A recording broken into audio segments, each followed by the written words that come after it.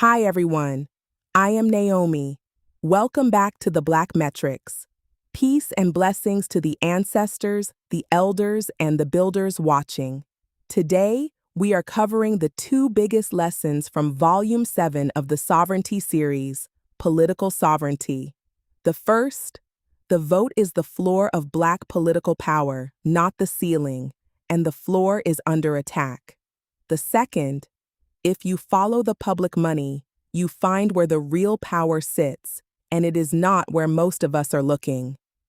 In a single year, without a single law being repealed, the office built to defend Black civil rights was hollowed out.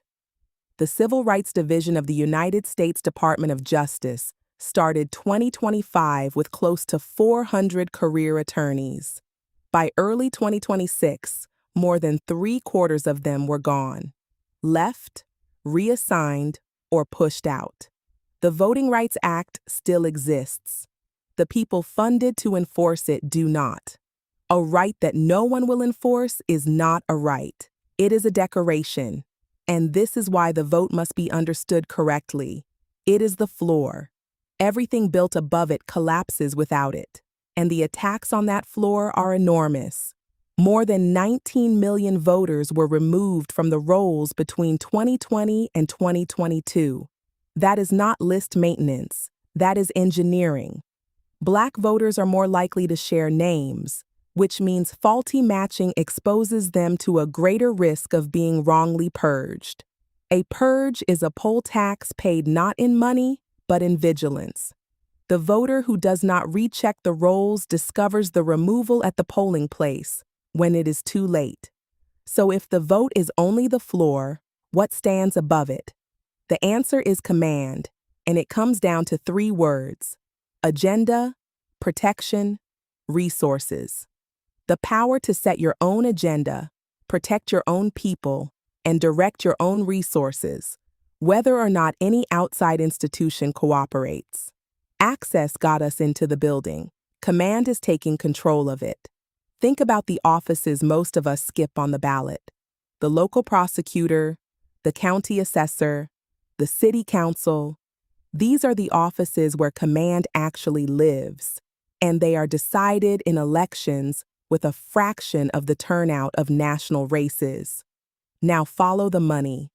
Every year, governments at every level spend more than $1 trillion in public money. And the question that determines the material fate of our community is simple. In which direction does that money flow? One number tells the story. Of the federal government's roughly $637 billion contracting budget in 2024, only about 1.5% went to small Black-owned businesses. 72.5% went to large corporations. The community pays taxes into that budget and receives a sliver of it back as opportunity. That is the leak. There are 3 leaks draining public dollars from Black communities. The appropriation, where the budget decides whose priorities count. The contract, where public money becomes private wealth. And the administration, where benefits are filtered to exclude. But the tools to redirect the flow are real and proven. Participatory budgeting gives residents direct authority over a portion of public spending. Community benefits agreements attach binding commitments to development. Procurement advocacy turns the contracting leak into a contracting gain. And community-owned institutions keep capital circulating within us rather than draining away. Here is this week's action step, straight from Volume 7. Verify your voter registration now, and again 1 month before any election. Help 3 other people do the same each cycle. Roll purges depend entirely on inattention. Attention defeats them completely. Then find out whether your city practices participatory budgeting. If it does, get your people out and direct those dollars. If it does not, start the call for it.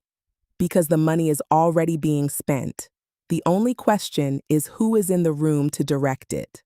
The full blueprint lives in Political Sovereignty. From Access to Command, Volume 7 of the Sovereignty series. Available now at theblackmetrics.space. Defend the floor, then build above it. This is not separatism. This is self-determination. From data to destiny.